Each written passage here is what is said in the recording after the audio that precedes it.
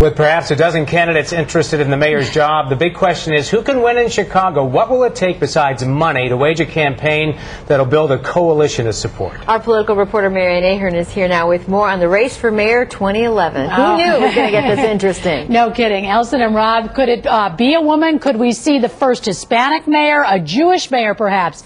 There are more Latinos today in the city than there were when Mayor Daley was first elected. The candidates now are meeting behind the scenes with people they think can get them elected, and their mission is building a coalition. Gery Chico says you just can't make promises. People have to believe you have the wherewithal to deliver on it. Chico, a lawyer and currently president of the City College Board, once ran for the U.S. Senate in 2004. He also had been Mayor Daley's chief of staff and was the president of the Board of Education.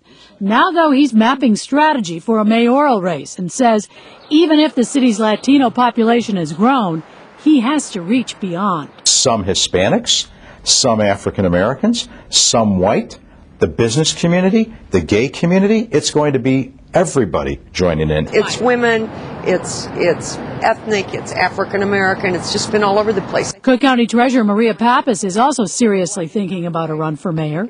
Voters may end up with more than a dozen choices for the February primary, and Pappas isn't going to let White House Chief of Staff Rahm Emanuel coast along without raising questions. I'm not someone who just showed up on the scene and messed up Washington, D.C. and is now coming back to Chicago and saying, you know what, let me fix Chicago. That scramble means no matter if it is Cook County Sheriff Tom Dart or former U.S. Senator Kara Mosley Braun or even Congressman Luis Gutierrez, anyone who thinks he or she is the front runner better think again. This has to be something that works for people on Howard Street, 138th, the lakefront, one of our newest, strongest growing communities, and the west side of Chicago. This race is almost like being in Las Vegas.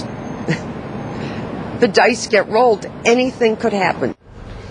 We should also add that tonight, State Senator James Meeks, who is considering a run, there have been some questions whether or not he does live in the city. And he is telling us tonight he absolutely does live in the city. Of course, he has a rather large church on the far south side. There are some critics or those challengers who are already saying, wait a second, where does James Meeks live? He tells NBC5, I live in the city. At the same time, I'm not yet a full-blown candidate. He is waiting just a little bit longer. Better than Vegas. Thanks, Marianne.